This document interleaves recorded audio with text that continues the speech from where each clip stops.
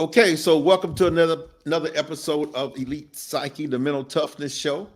I'm Tony Fleming, and what we do here is talk to people that we consider elite, and we know that people who are elite, they have gone through some challenges, and which makes them mentally tough, in my opinion. So that's why we call it Elite Psyche, the Mental Toughness Show. Sometimes we talk about the things that they've gone to. Sometimes we just talk about what they're doing and how they got to where they are and all those things. But we feel like anybody who's out here doing anything has this particular elite psyche. A lot of people's psyche is damaged, and we know that in order to win in life, you have to turn that damaged psyche into something that's a little bit elite, and then we know that you go through some things. So, all right, today our show is sponsored by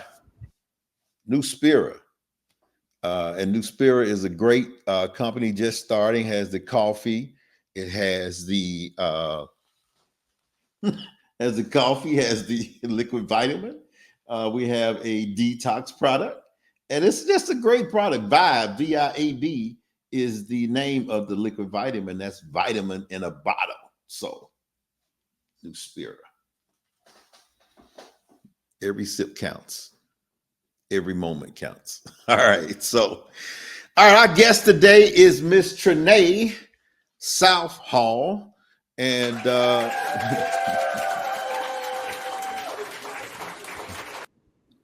she has a biz called I Am Sober. Now, I know what you're thinking, but she's going to tell you a little bit differently what sober stands for. So let's jump right into it, Trinae. Let's talk about I Am Sober and let everybody know what does sober stand for. Yes, it is such an honor to be with you, Mr. Tony Fleming. I'm excited about this conversation. I am Trinae Southall, the CEO and founder of I Am Sober Movement. So, I Am Sober Movement it stands for being sober, operating beyond external realities, silently operating beyond external realities. And what that means is being able to tap into your best self by practicing mental cognitive by tapping in potential and to just being able to navigate through life while increasing your mental frequency. And so that's what I'm passionate about sharing the movement, passionate about helping others to tap into their greatest potential, starting with the mind. Okay. That's great. So how did you start this company and what made you start the company? Great question. It started from my own depression. I come from a family that battles with, and many of us have the story, or we battle with depression or oppression. And I found myself in cycles and seasons of depression and repeating things over and over.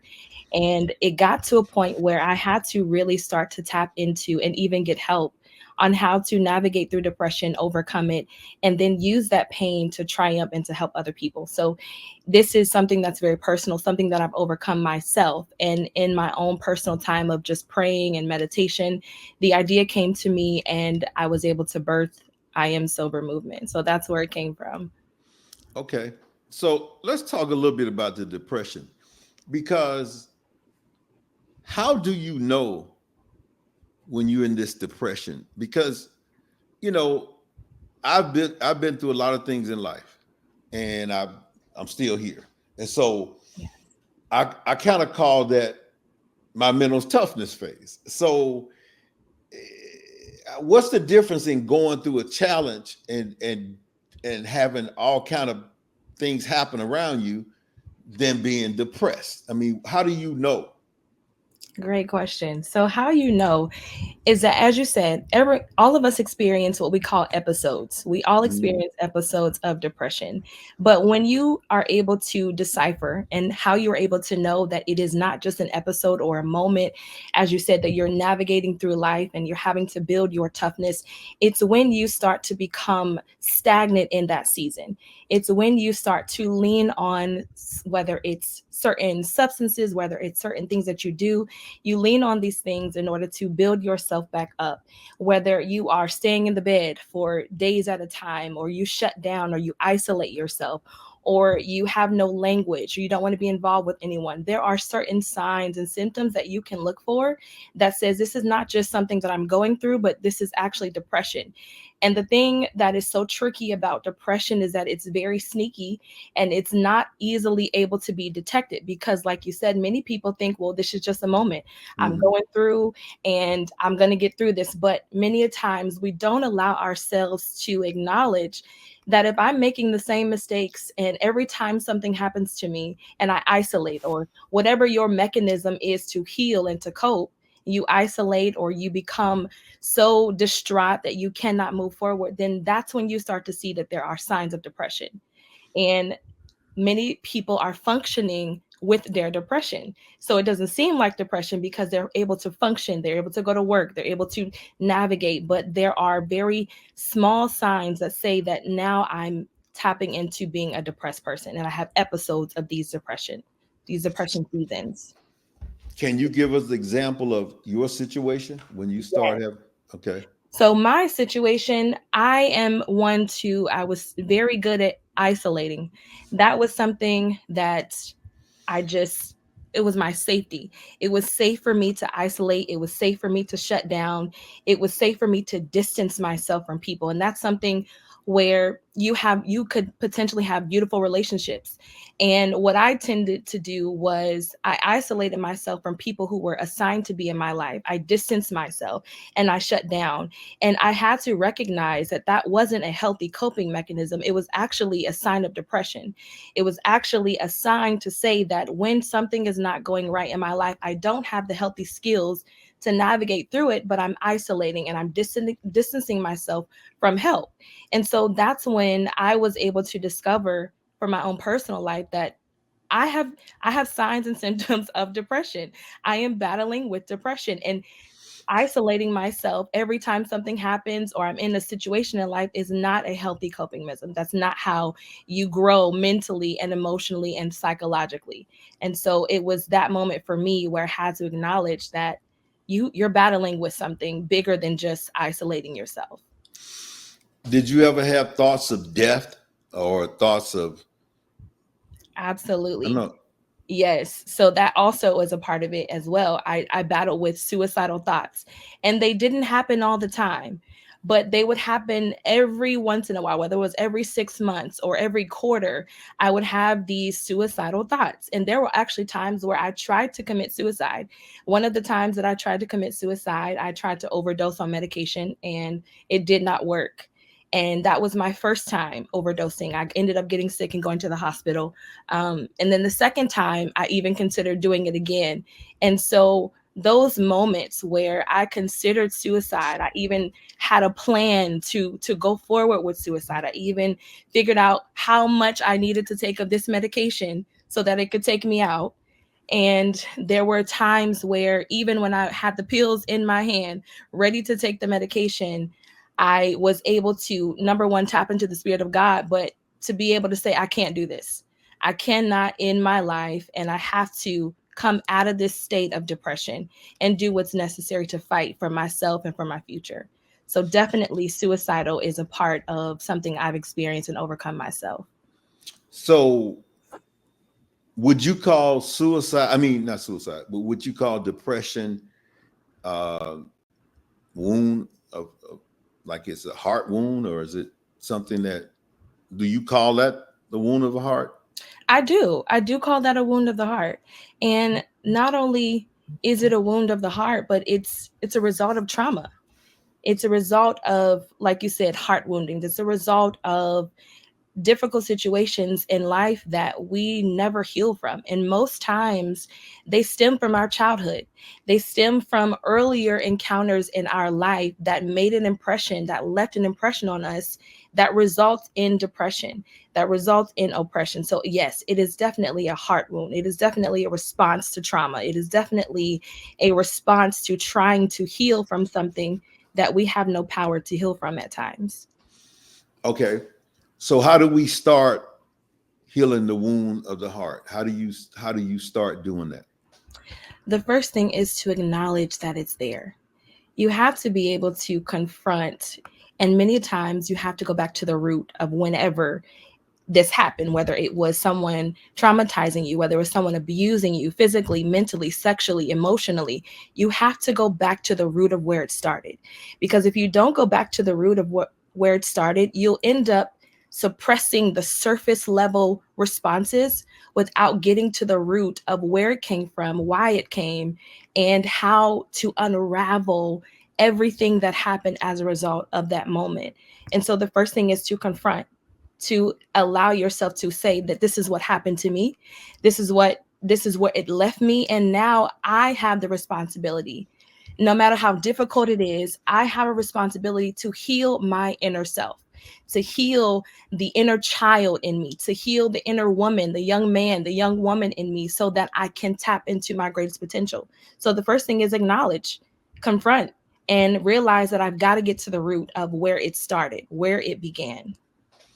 Okay. So in the program that you offer, that's part of it. That's one of the things that y'all Y- start doing. Yes, that's one of the first things we Okay. have to do is go to the root of All where right. it started.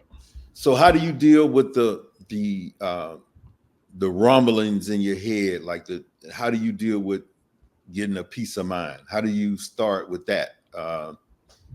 Because you got a lot of we used to call that used to call it I know it's chatter, but we would call it, I have a term for it. It'll come up in a minute. But how do you deal with all that? That's a great question. One thing about the mind is that once you have operated in a certain way for so long, you have trained your brain to operate in that way. And so, the first thing, it's very difficult, but it's not impossible, is you have to start retraining and reframing your mind. And this is where we talk about the schema of the mind. You have to start, the schema is the cognitive framework of your mind. And so, many a times as we grow, our cognitive framework is based upon the nature, uh, it's based upon, so sorry. Okay. Mm-hmm. It's based upon the nature of our experiences. And so in order for you to start to unravel and to gain peace of the mind, you have to retrain the mind. You have to reframe it. And that takes a lot of work, but it takes a lot of practicing and affirmation, speaking life and speaking to yourself and building your mind back up to undo all of the negative influences and negative thoughts and aspirations or even encounters that you've had throughout your life. Okay. And so you actually been doing this for how long? I've been doing this particular for about 5 years. Mm-hmm. So I'm also journeying. I'm in school. This is not just something that I talk about, but I study. I also do this in the field. I am a certified life coach as well. And so it takes a lot of, and the greatest power that you can have to be able to do this in this field is you have to start with yourself. And Mm-hmm. so it's not just something that I'm speaking just from reading books, obviously, but also my own experience and having to retrain my own mind, retrain my own cognitive framework, because many times my own thoughts were always negative. I was always, it's either one extreme or the other.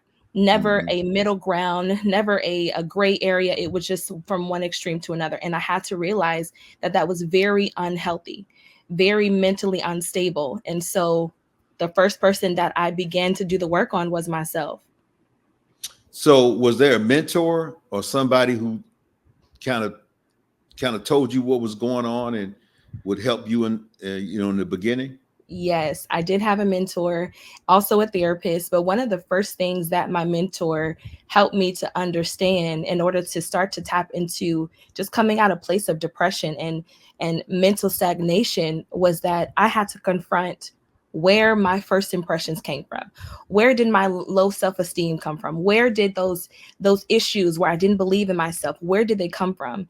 And it took a mentor to help me acknowledge that just because you're functioning does not mean that you were at your best. And so once my mentor was able to sit me down and I did the same activity with my mentor, the first thing I did was confront, where did it start? Mm-hmm. What happened to you as a child that framed your mind to think the way that you do? And so that's something that I do with my own clients is we start at the beginning. What happened? Tell me, what were your experiences like as a child that framed you to become the man or the woman that you are today? So you talk about the 0 to 7, the early childhood programming. Yeah. Yeah, Yes. If we yeah. need to, absolutely. Okay. Absolutely. It What starts in the childhood. what is positive schema? Great question. So, as we mentioned before, that schema is just the psychological definition of your cognitive framework, the way your mind has been altered. And so, positive schema is your ability to think positively, to operate in an optimistic nature, and to have a sense of self that you can do and you can accomplish. Many a times people don't have a positive schema and their belief system is altered and based off of the negative experiences that they have. And so to have a positive schema, you have to build a positive mindset, whether that's affirmations, motivation, speaking to yourself, going to a therapist, whatever it takes for you to build your brain so that you are able to have the optimistic outlook on life versus having something that's negative. What did you do? Was it books or was it affirmations or what? All of the above. Okay. Books for sure. Definitely books, definitely affirmations, definitely speaking to myself, even writing down affirmations on post-it notes, writing them on note cards, practicing affirmation. I really had to, number one, read first to understand how do you create a schema? How do you undo the schema that's already present in your life? How do you start from the very beginning 50, 30, 20 years later and undo what you've learned? And so the first thing I did was just engross myself in study and in books and reading how to retrain the mind. And then once I got the knowledge, I started with the affirmations and the practicing and the speaking life into myself. All right, give us two of your favorite books. Oh my goodness. Okay, Mhm. so the first book is, and I have to make sure I get the title correctly, but this is a book that, let me pull it up.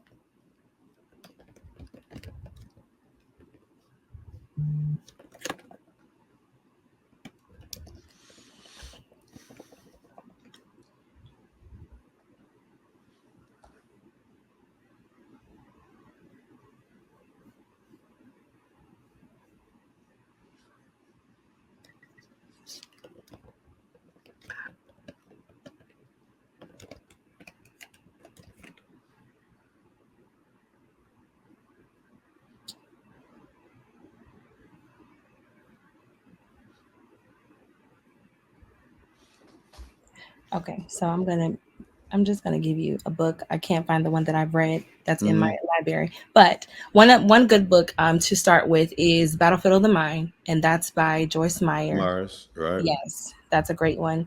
And then there is also, I believe his name is Dr. Augusto. I'm going to um, look up his series. That's actually the book where I started. Here it is. Okay, I'm sorry. It's Think and Make It Happen by Dr. Curry Augusto. So that is actually the first book that I read, Think and Make It Happen, Hmm. that really opened my mind and opened my eyes to see how to train the mind over again, how to think and to actualize, how to train the mind. And so that one I would say is my number one. Were you reading before? Yes, not as much, Okay, but yes. but were you reading those type books or Terry No, McMillan? Were you reading as they lay yes. on the beach and he touches her shoulder and the sun shines down? What kind of books were you reading? No, in the beginning, you know what? I was reading books on spirituality, Okay, on how to pray, on how to navigate in the spirit.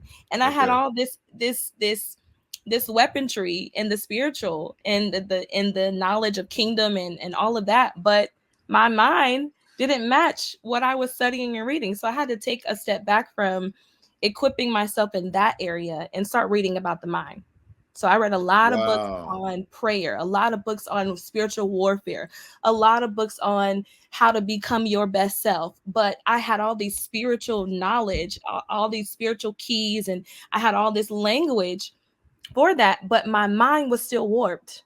My Hmm. mind was still depressed. My mind was still not functioning the way that it need to. And so what good are we to be so spiritual but we're no earthly Okay, good? good. Right. What good are Right. we to be so powerful in the spirit but our minds are not disciplined? And so I Right. had to take a step from that and discipline my Yes. mind. Right. That is horn worthy. Uh, so speaking of mind, how do you so what's your strategy on keeping the mind from deteriorating or keeping the mind from going back to where it was before? Oh, that's a great question. And I want to share with you what I learned just in psychology. And I've never known this. We talk about depression, we talk about the power of the mind, but I did not realize that in the mind, the longer that you are depressed, the longer that you are battling oppression or depressed, the more neurons that you actually destroy in your brain. When you are depressed, and when you are not functioning at your best self, you're actually destroying neurons. You are actually deteriorating your mind scientifically, and it is scientifically proven. And so, when I discovered this information and when I discovered that the mind is so powerful that if you don't feed it, if you don't train it to be positive, if you don't train it to be motivating, if you don't train it to be properly used, that the more you are depressed, the more you are leaning towards negative things or negative thinking, you're actually destroying your ability to increase your brain and your knowledge. And so one way to protect your brain from deteriorating is to come out of depression. It's to practice speaking life. It's to practice motivation. It's to practice doing everything possible to keep yourself happy, to keep yourself sane, to keep yourself in joy. And that doesn't mean we're always going to have joyous moments. Life is what it is. But it means that in the state that you're in is to practice gratitude, to practice gratefulness, to practice positive thinking. Because the more you are depressed, the more that you don't practice those elements, you are destroying your brain. Wow. Another horn worthy moment. Wow. So talk about ego. Let's talk about the ego. Okay. Yes. So what are the boundaries when it comes to ego? That's good. So ego boundaries. And ego is basically your sense of self. Ego is your sense of being able to succeed in life, to believe in yourself. And so many times there are what we call ego boundaries, where we have rigid egos and then we have just an ego. The rigid ego is a person who does not have self-value, a person who does not have self-morals, a person who does not believe in themselves. And then an ego boundary that is healthy is someone who does believe, someone who does practice gratitude, someone who does practice feeding their mind. And so you can see this in society, where you see people who are typically, they're not able to connect, they're not able to celebrate others, they're not able to work with people because they don't have a strong sense of their self. They don't have strong sense of who they are or their identity. In psychology, you will learn that in order for you to have a healthy ego boundary, you have to be able to know who you are. You have to be able to know your own self identity. You have to be able to know your own power and your own strength. And so when we don't have that, this is where we see the breakdown of men and women who are doing and committing things that in our minds don't make sense, or they're doing things to get attention because they don't have a strong ego. They don't have a strong sense of their own potential, their own value, and loving themselves. And so it's important that as you're building the mind and building your mindset, you also build yourself internally so that you have a strong perspective on life, a strong perspective on where you're going and who you have to be in the world. Because without it, psychology says that you tend to become a person of failure. if you don't have a sense of self and you don't have a sense of a value of who you are, you tend to fail in society. You tend to be that person who leans towards drugs and alcohol or whatever it is that is your vice to heal and cope and navigate through life without tapping into the greatness of who you are. And so even in the world of psychology, you have to know who you are, or Hmm. you will not be able to be a successful contributor to society. All right. Let's talk about something that some people will probably get upset about. But let me say this. Let me say this. You know, I've been probably at, not probably, at night at 28 years old, 29 years old, I stopped drinking, Mm, stopped smoking the gunji. That's what we called it then. Stop smoking the gunji. I stopped eating meat. mm, Um, I kind of cleaned my whole life up, wow. you know, and so that was years ago. When I talk to people a lot of times who drink or maybe smoke, they say, I just love doing it. I'm not doing it for a reason. I just love doing it. What's your thoughts on that? Oh man. No, You know what? I'll let you say it, not me. Go ahead. You know what? I get that. Actually, I hear that a lot. As I said, I work in the mental health field. So I Hmm. have clients who smoke, who Hmm. do all kind of stuff that is not even worth mentioning. But one of the things that I ask them as well is, why has this become a coping mechanism for you? What drew you to this? And most people say, I just love it. It just relaxes me, or it makes me feel better, or it makes me come away from the reality of life. And so my thought on that is always back to the power of the mind. Many people use drugs, or they say whatever, that many times it brings them to an elevated state, or they're better functioning with that. Hmm.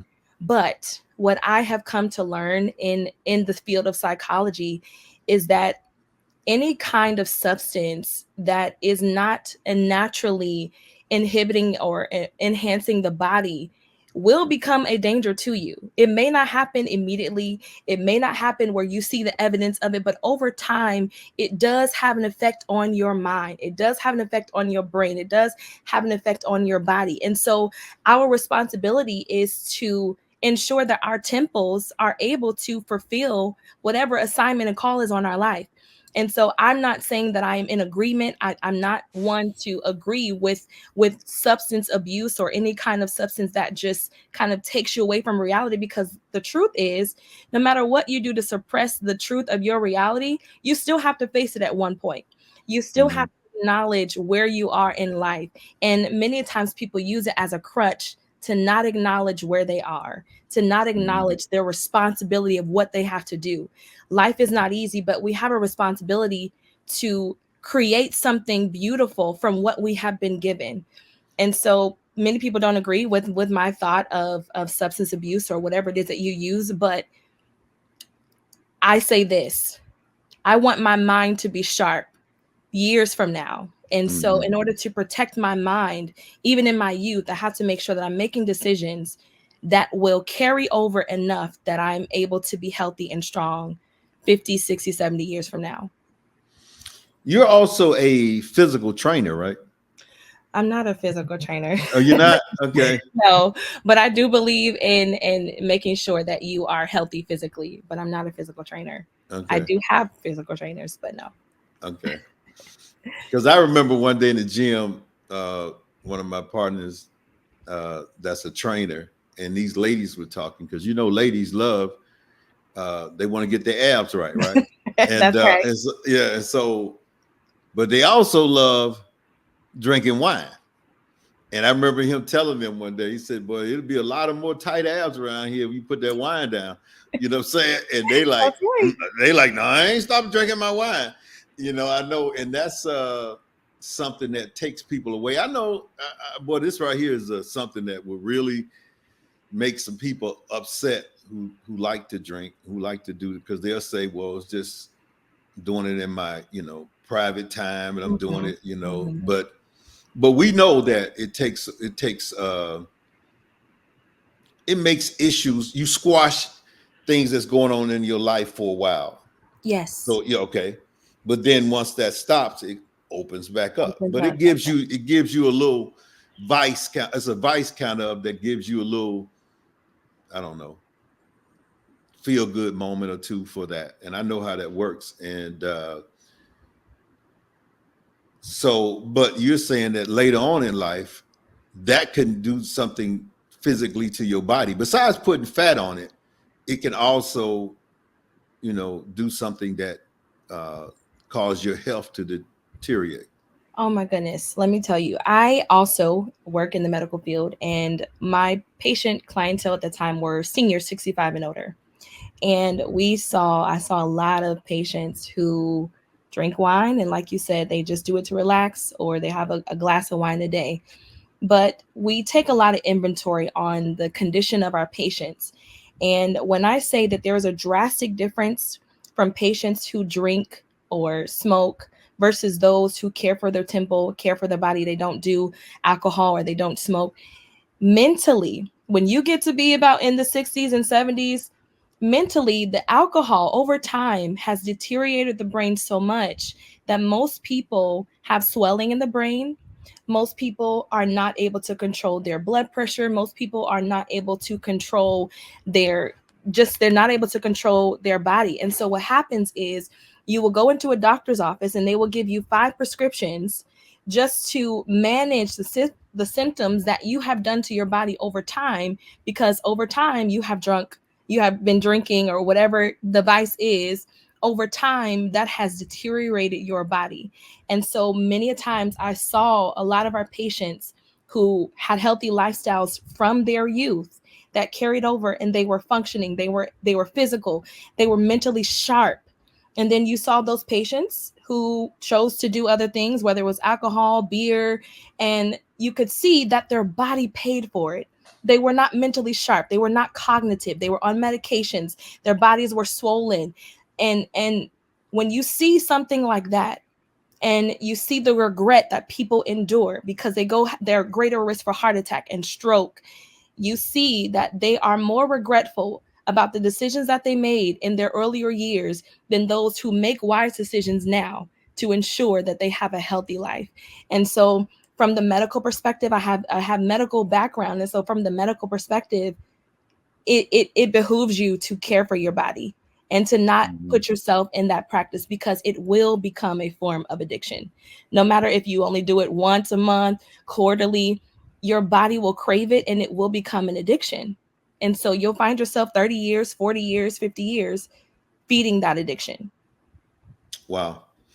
My granddad used to drink so much that the doctors literally told him if he stopped drinking, he would die. Wow. And He couldn't, yes, yeah. His body was so used to it, his body had to have it almost, that uh, there's really nothing they could do for him because he had gotten so far, you know, into it to where they said if you stop drinking it, physically you could die. you would die. And that's true. That goes back to the mind. When you train your body to do something for so long and you metabolize that alcohol, without it your body is going to retrain itself to say this is something that I need. So in place of water and hydration, your body has now taught yourself that I need alcohol. And so Mm-hmm. if you take it away, as the doctor said, if you take it away, you will die, because now your body has trained itself to believe, the neurons and the makeup of the body has trained yourself to believe that this is what I need to survive. That's when Dr. Joe Dispenza says the body becomes the mind because Oh you've been yes, doing it so long, and that's a habit. So that the body becomes the mind. that's it, I was that's like, it. wow, Wow. Wow. wow.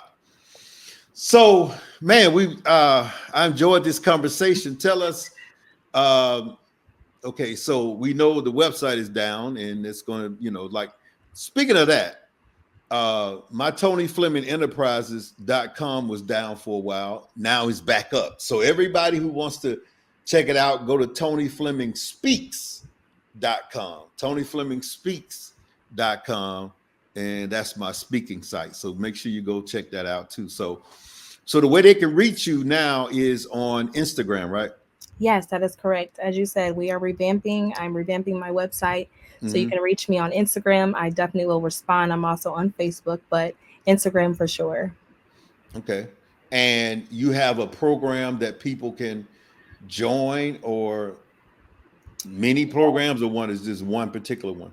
I have I have one program, but there are three packages. So if they Hmm. are interested, there can be a package where you can just purchase for one-on-one counseling sessions.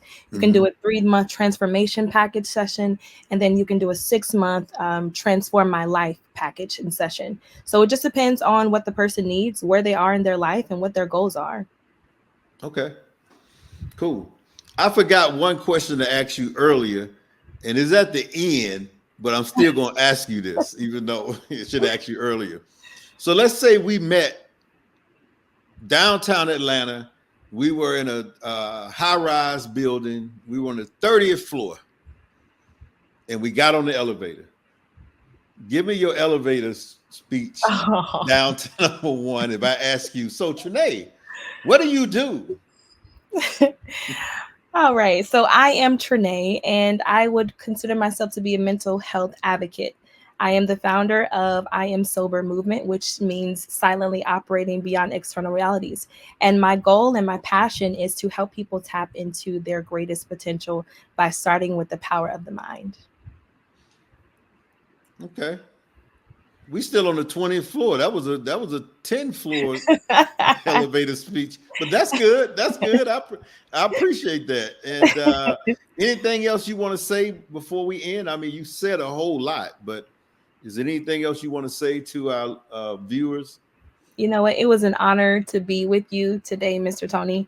And I'm excited for this conversation to reach those that need to hear it. The mind is a powerful thing. And I think if we all have the tools and the knowledge that we need, we can be sharp and people that can tap into our best self. And so I'm excited for the future. Great, great, right. Thank you. Thank you. So this has been another episode of Elite Psyche, the Mental Toughness Show. Make sure you like and subscribe. And we got a lot of subscribers now. We're up to like 11,000 and something like that, which is cool. We've been around now 2 years. But get in the comment section, leave a comment, say something about what's going on and what you watched here. Uh, but yeah, this has been a great interview from Miss Trinae, and we'll look forward to seeing you again on the next episode. Thank you so much. All right.